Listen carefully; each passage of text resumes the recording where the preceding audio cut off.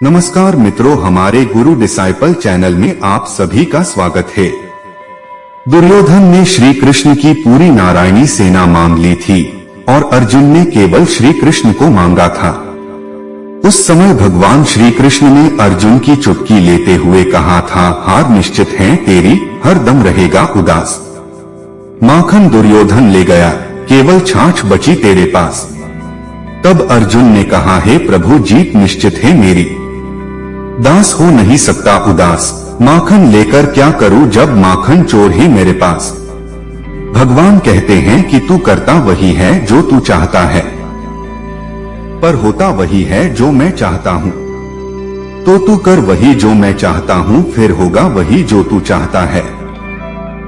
जब जब धर्म की हानि होती है उसका क्षय होता है और अधर्म में वृद्धि होती है, तब तब मैं अभ्युत्थान के लिए स्वयं की रचना करता हूँ, अर्थात अवतार लेता हूँ। सत्य पुरुषों के कल्याण के लिए, दुष्कर्मियों और अधर्मियों के विनाश के लिए, धर्म की स्थापना के लिए मैं युगों युगों से प्रत्येक युग में अवतार लेता हूँ। भगवान कहते हैं, सभी आश्रय को त्याग कर केवल मेरी शरण में आ जा, मैं हर पाप से मुक्ति दूंगा, तुझे निष्पाप कर दूंगा।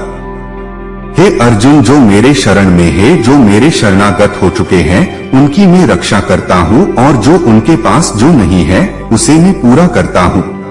जिस प्रकार सर्दी और गर्मी आती और जाती है, उसी प्रकार सुख और दुख भी उत्पन्न होते हैं और समय आने पर गायब हो जाते हैं। इसलिए हमें सुख और दुख दोनों को संभाव से स्वीकार करना सीखना चाहिए और उन्हें अपनी आंतरिक शांति को भंग नहीं करने देना चाहिए।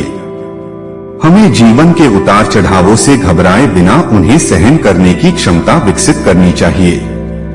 इसके लिए वैराग्य की भावना और एक गहरी समझ की आवश्यकता है कि जीवन में सब कुछ अस्थायी और क्षणभंगुर है।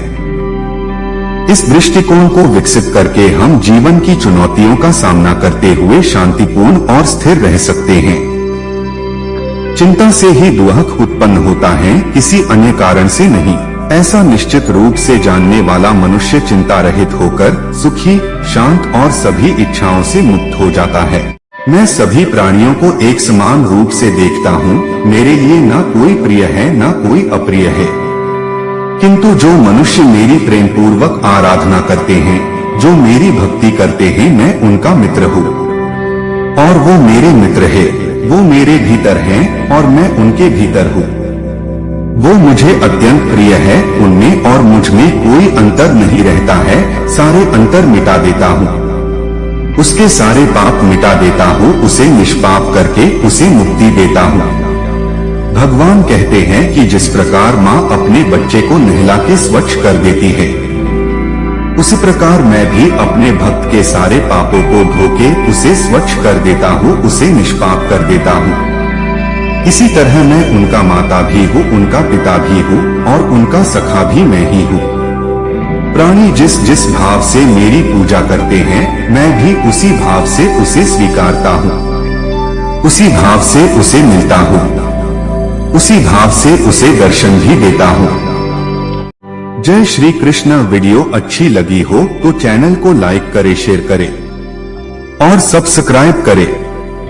धन्यवाद।